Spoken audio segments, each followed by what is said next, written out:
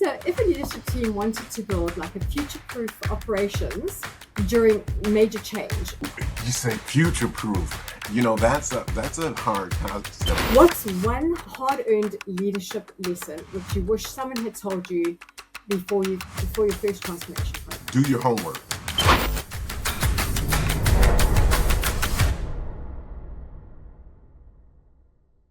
Welcome back to Raw AI Solutions, the podcast where we explore how business leaders are navigating the fast-moving world of AI and digital transformation. I'm Denise, your host, and today we are joined by Sean Bridges, President and CEO of B2E Technology consulting firm, a seasoned digital transformation executive who helps enterprises turn complexity into clarity through pragmatic and high-impact strategies. So, Sean, welcome to the podcast. Delighted to have you here. Hello, Denise. Thank you for having me. It's a pleasure. Sean, would you like to start just by telling us a little bit about yourself and your company? Yeah, so my name is Sean Bridges. My company's name is B2E Technology Consulting Firm. We've been in business for 8 years. My background is 30 plus years in the technology industry. I've covered pretty much every aspect of technology that you can imagine. We look to help organizations with their digital transformation, their AI, any of their technology initiatives. Oh, fantastic. And tell us about your journey. How did you get to where you are now and what drew you to the Oh, space? okay. That's so back when I was in high school, I took a IT course and fell in love ever since. Since then, I've worked for probably two, three very large IT organizations. I've been in positions where I started off as a programmer, then I went into sales, I've done engineering. So all those different aspects of technology kind of uh, led me into wanting to start my own business.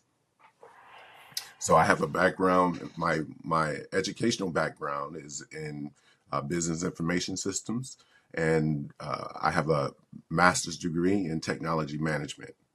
And I'm also studying for a doctorate in business administration.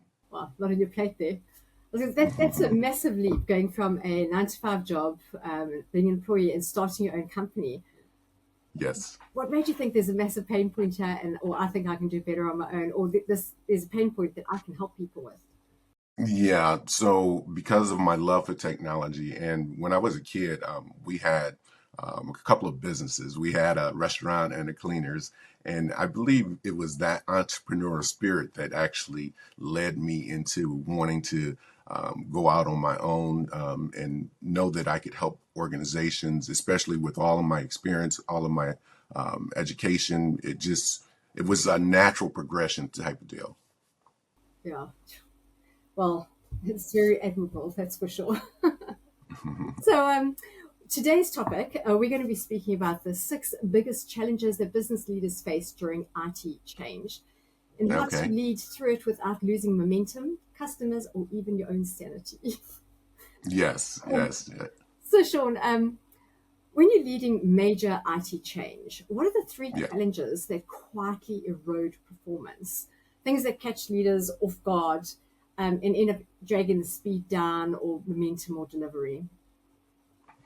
One of the major things that come up on on a regular basis is the resistance to change. Oftentimes, you have organizations that they know they need to change. They know they need to dive into more advanced technologies, but they hold back because of a myriad of things, right? It could be budget, it can be integration issues, it could be the skills gap, it could be a whole host of different things.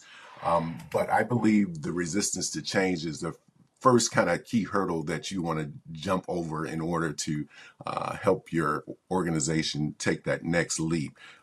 You have your employees have been around the organization for a while, and they could be resistant to the new technology. So it's key to help them understand that it's important to embrace the new technology and to help other employees around the organization want to embrace the technology as well. Absolutely. And communication's key, because I think if they understand how that fits into the whole strategy, Absolutely. that really helps them engage a lot more. Communication is everything. Oftentimes we talk about how you can go into an organization and begin to talk about different technologies and how we're going to scale and things like that. And you have to take the time to make sure you over communicate, because everybody's going to get it at a different level, and people are just comfortable where they are, so you want to have them wanting to embrace the change. Absolutely. And then I also think companies need to be well aware of change fatigue. There's so much change happening in every different area, not just IT, but also in operations, etc. And that massive change fatigue can hit an organization. Have you seen it happen, and what have you done to help companies overcome that? Yeah, the key part of that is you have to get a champion inside the organization, someone that the organization trusts, someone that they believe in, and someone that's been around for a minute, and it has experienced different levels of change. So because employees need to feel comfortable, otherwise they're looking to leave, right? So, and you don't want your good employees to leave. So find someone inside of your organization that you trust and that is familiar with where you want to go inside of your organization and can help deliver that message throughout the organization, not just to your leaders, but to you know people in operations, people in accounting. They need to be able to deliver the message throughout the organization. And once you find that champion, then it makes the change a little bit easier. You're still going to go through those obstacles and hurdles here and there, but it makes it a little bit easier when employees know that they're around somebody that they can trust and that they've been around and that is leading the charge, so to speak. Absolutely. And I think that part is so overlooked in organizations, the change and enablement and having those change champions. It's so critical as a function in organizations. Absolutely. So, what is one challenge that can quietly kill momentum without anyone realizing it until it's too late? Oh, so, well, actually, I got a couple for you here. Oftentimes integration issues, right? When you talk about applications integrating with one another, you have department silos. People are comfortable in their own department, so they're looking to keep that disruption down. So, and when you have a program or system that is working just fine, and then you integrate it with another program, and now it's not working fine, you it has a tendency to cause havoc inside of an organization. And the next one I would say would be data security concerns. You know, everybody's kind of fearful of security concerns nowadays, and rightfully so, because of the fact that you have a lot of organization, you have a lot of bad actors out here, and then with the advent of AI, it just makes penetration that much easier. So we should be very cognizant of security concerns. I could not agree with you more. And you're so right. With so much AI out there at the moment, this is a place where the company should really start to focus. What have you done, for instance, in your own company when it comes to like cybersecurity? You have to take a subtle approach. You have to make sure that the key applications, the key systems are working very securely, and then you have to limit the people that have access to different levels inside of those systems. So you want to make sure that you keep all of the possibility of security breaches as low as possible. And you want to be able to, especially when you're growing inside of your organization, you want to be able to make sure that you have a sandbox that you're working inside of prior to making any major implementation. So I believe that is very key. Absolutely. Setting up the correct infrastructure for sure. I Yes. the amount of clients that I've been to where they literally do not have that sandbox environment and they go live into production. You think, what are you doing? Right. It is Exactly. crazy, yeah. Um, I'm actually going off script right now. I just want to ask you. So, like, I find the other thing is with so much AI out there, Yes. what I find with clients is they are so overwhelmed. Hmm. They know in theory that there's AI out there. They don't know where to start looking. They don't know how AI can actually help them. And then when they do find it and they want to bring it into the organization, there's a lot of fear inside the organization. So number one, Right. yeah, absolutely resistance to change, exactly as you said. But the second thing is they're also like, oh, they're fearful of the unknown. And I think a lot of people, there's a misconception that AI is there to replace them. And they don't realize that AI is there to actually support them and help them. How have you overcome issues like that? So what I encourage customers to do is to start with AI very slowly. Start, using, different chat bots and use AI in creating documents and helping your day-to-day workflow and to embrace it throughout your organization. Yeah, so that way people are not as fearful of AI and try not to penalize your employees for utilizing AI because we're all using AI, and I've seen organizations that feel like their employees are taking shortcuts because of it. But if we learn to use it more responsibly, it just helps our organization grow at a very rapid pace. And it helps you to manage the level of what you need to do in regards to resources for your organization. So you can actually be more efficient and more productive by using AI and not having to hire new employees take a if you take a slow approach to it and you allow your current employees to just embrace it and grow with it, it can be very helpful for your organization. Absolutely. And I think the key word you use there is responsible. Responsible. Right. If you've got to use Hmm. AI very responsibly, and have the Absolutely. right security measures in Hmm. place, and then it's amazing how your company can pivot and scale. However, when a company actually hits scale, internal efficiencies tend to like really bloom. How do you help keep teams and operations agile without just adding more tools or complexity? Ooh, so it depends on the appetite of the organization, right? Because some organizations want to be on the front lines of um, all new technology. It's just like we are individually. Some people say, okay, I'm going to wait until uh, the latest iPhone has been out for at least 3 years before I try it. So you have to understand your organization's culture and your appetite for the new technology.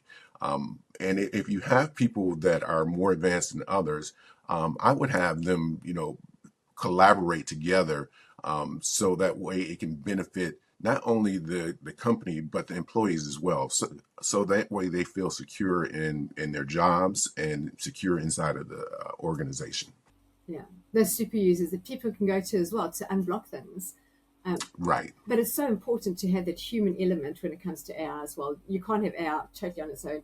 You do need the human element, especially at this stage, because AI is Absolutely. so new. Yeah, It goes back to that old iteration in regards to garbage in, garbage out. And AI can only act on what you prompt it to.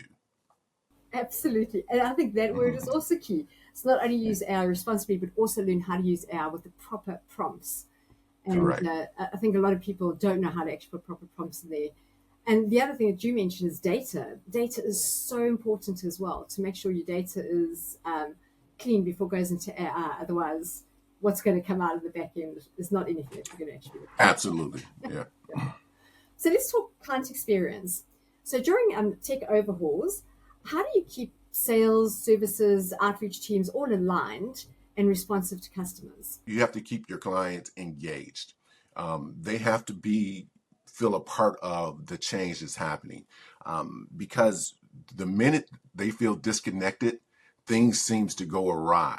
So what I typically do is throughout the process, I will give updates. I will give, uh, I would talk to organizations and talk to employees in regards to this is where we started, this is where we're at right now, this is where we're looking to go. What are your thoughts? How do you feel about this? Would you prefer that we go in a different direction? How do you feel about where we're at right now? You got to always gauge the customer throughout the process, because the minute you stop doing that, that disconnect seems to kind of throw everything off. Oh, completely. I've also found that as well. It's the communication and the engaging is absolutely key, critical to success. Um, there's a lot of hype and noise around AI. Which Mhm. business functions have you seen where AI genuinely improves, or where it's still mostly hype or cost with very little return? The biggest improvement I see with AI is in accounting and throughout operations. Oftentimes, we put together emails and documents and all these different things that take a lot of time and a lot of resources. But in those two areas, especially with accounting, because um, AI can crunch numbers a whole lot quicker than the human brain can. So if you can find an accountant or accounting manager that is willing to embrace it, I believe you can start there. And I would also start with, administrative assistants, putting together newsletters, emails, anyone that's working with a lot of content are good areas to, begin with. But how do you overcome that trust? Can you trust the data that AI is putting out? I would say trust but verify. I like it. Trust the verify. There's actually a banner on its own there. Right, yeah, because you have to always, you just cannot um, take AI in a vacuum, because it's so important to understand that at the end of the day, your name, your credibility is on the line using this product. So you want to always verify that what is going out the door to your customers, to your clients, to potential investors, that all those things are accurate. And the only way to do that is to verify. Absolutely, I agree with you. And it's verify over and over. What I've Hmm. seen in some of my clients is that they'll use AI, they'll check it once or twice and verify it, and they think, oh, well, this prompt's always going to work and it's always going to give me the right output. But Right. sometimes there's a glitch in AI, and therefore Yes. it just takes one time where you don't verify, and all their trust is lost. That you're taking months Absolutely. to build up. So I'd say continue to verify, verify, verify fully. Yeah, it does 80% of the work for you. You just need to add in the extra 20%. Exactly. Yeah, Just look at it as a good helper. absolutely, fully. It can't take over your job. Just it's a good helper. Yeah, and if only that could go into the culture of a company and get them to understand it. For me, that's one of the major challenges that businesses face is just the culture mindset around AI. Well, I believe that because AI is all over the place, right? People are curious. It's our responsibility to go in there and to set their mind at ease about all these different changes and transformations that are taking place, and to do it very subtly. You don't try to give them everything all at once. You have to make sure that they're comfortable with the little, and then and get progressively more engaged with the technology. Just don't give it to them all at once. It's about taking them on a journey with you. You can't just get Exactly. in destination. Exactly. Here's the mountain. What we typically like to do is to go in and, start with one area and make sure that they're totally comfortable with the one area, then work to another area. And throughout the whole process, you got to continue to communicate and collaborate with the customer, because this is their business. This is their baby. This is what, you know, if, if they don't feel comfortable, then chances are, you know, you're not going to get re-engaged later on. So you want to make sure that they are very comfortable, and that you are communicating, over communicating, and over communicating even more. Absolutely. No such thing as over communicating. There you go. Yeah. So, if a leadership team wanted to build like a future proof operations during major change, what's the first thing that, or the first area you'd tell them to audit? Would it be like lead generation, delivery, and operations, or something else entirely? You say future proof. You know, that's a hard concept to for most organizations to wrap their mind around, because now you're predicting the future, right? And that's hard for any of us, you know, even us who have been in the business for many, many years, because technology is changing at such a rapid rate. You know, I try not to use a term like future proof. However, I like to let customers know that I'm here and we're going to partner with you.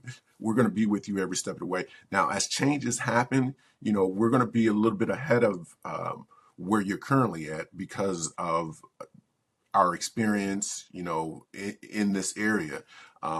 But because technology is changing so very rapidly, it's hard for me to come in and say, I'm going to help you future proof your organization. Because I just feel like that would be one of those uh, statements that would help a customer raise their eyebrow, like, okay, now how are you going to do this? And you have no way to prove that you've done that. I kind of steer kind of clear of those type of terms. Yeah, and I feel like maybe 20 years ago you could have said, yeah, we can future proof the business because Oh yeah, it wasn't absolutely, moving nearly as absolutely. fast, and you could predict in the Hmm. next 5, 10 years. But now Yeah. you can't even predict the next 5, 10 months. AI is changing so rapidly. Right. And we're here to consult with you. We're here to be your partner. Partner. We're here to help you through all the different changes. So that way you and your employees can focus on your business, and we can help you focus on the technology and the future changes in technology. Absolutely. And I love that about partnering, and that you're not just some outside firm that's just coming and dumping it on and leaving again. You are partnering with them, supporting your clients. I think that's brilliant. So looking ahead at the next stage for B2E technology, where would you like to take your company over the next like 6 to 12 months? Right now, we're engaging in a lot of government services. Because you know, everybody's aware of what's going on inside the U.S. and all the different changes in our current administration. You know, a lot of the larger firms are losing, you know, contracts and different opportunities. However, it has opened the door for smaller firms like, you know, like ours. So we're taking advantage of those opportunities, and we're trying to, you know, build a reputation for being fair and being ahead of the curve, so to speak, in regards to helping the government grow efficiently. That's really refreshing. But that move from the public sector down to government, or no, private sector into the public sector, um, what I tend to find is that it's different in terms of the pace of delivery. Have you found the same? So the good thing is that my teammates, you know, I have people on my team who I've been with the government for many, many years. Mhm. So they know all the ins and outs of how the government operates, which has been extremely helpful. Because me coming from the commercial side, I don't have that understanding, but as a team, we come together and we put our heads together. You know, from my experience over the years, and they're working inside of the government and knowing what the government would like to see, and being that organization that can, you know, kind of slide right in and take over those clients that may not feel at ease in the current government system right now. And that's so important because everybody's just they're feeling a little off right now. So we have to take an approach where we're looking to, first of all, make them comfortable and make them know that we're capable and that we're here to help them, through this transition. And that's been kind of like the most important thing, to just kind of be that warm, comfortable blanket to get them through these times. It's lovely to hear. It really is.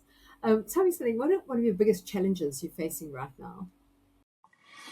Oh, the biggest challenges that we're facing right now is, as we look to scale, because we're scaling at a very rapid rate, and oftentimes with that comes, the management of different budgets and capital and things like that, and in regards to how many employees to bring on, and all those different things that scale it entails. So that's kind of what we're dealing with right now, making sure that we're in line with the vision of the organization and where we're looking to go, and to scale at a good rate, but not too fast, because organizations, they can actually grow too fast. And I think a lot of times people don't understand that you can grow too fast. And that's what we're in that place where we're looking to um, grow. We want to grow, but we don't want to grow ourselves out of a business. Yeah, absolutely. I really get that. It's also the chicken and the egg. So, do you like look for clients first and then look for employees, or are you scaling? You want to get the employees so you can go out and get more clients? Oh, that's a great question. So we typically take the approach of looking for clients first. We have other organizations that we can partner with. Whenever we don't have enough employees or the right employees, we can partner with other organizations to come in and subcontract with us on different projects and things like that. So we try to use that approach. And then if we find people that we like, and they're a good fit and they're looking to make a change, we're not trying to poach our partners or anything like that. But we let them know that the door is open. Oh, that's great. It's very wise as well to do that. So, tell me, if you could resolve one issue at like a click of a finger, what would it be right now? Um, if I could resolve one issue at the click of a finger, it would be, wow, that's a great question, Denise. Just sometimes you want to, Because oh, I'd want to solve three others. yeah, that's a great question. I think, I because over the years, I want to hire more people. I want to hire more people in the U.S. I've had opportunities to hire people outside of the U.S.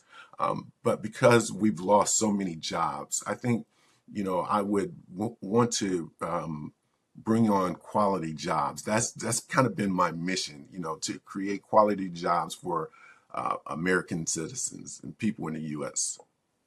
I love that. A business with integrity. Really love that. Yeah. Sean, Mhm. well, I want to say thank you so much for Sean for joining us. It's been sharp and actionable and very refreshingly honest. So thank you so much for that. But before we Well, thank you, Denise, for having me. I really appreciate this. This has been a little different for me. When you contacted me, I was, a little taken back, but I really enjoyed, my time with you today. oh, thank you. Well, we've really enjoyed it as well. Thank you so much. But before we wrap up, before you go, what's one hard earned leadership lesson which you wish someone had told you before your first transformation program? Um, do your homework. You got to do your homework on your organizations, their clients that you're working with, because every client is different, and do not take shortcuts. because you can work with one client and it can go extremely successful. If you take that same approach to another client, it can go very wrong. So I would say do your homework on your clients and, take each client as their own. Absolutely. And it's all about building that rapport with those clients. Yeah. Absolutely. Well, listen, if listeners want to know more about B2E technology or connect with yourself, where's the best place that they can reach you? They can reach me at b2e-usa.com, or, we can be contacted via phone, 813-395-6358. Or you can reach out to me directly via email, Sean, SEAN .bridges at b2e-usa.com. Fantastic. Well, Sean, it has been an absolute pleasure. Thank you so much for your time. Thank you, Denise.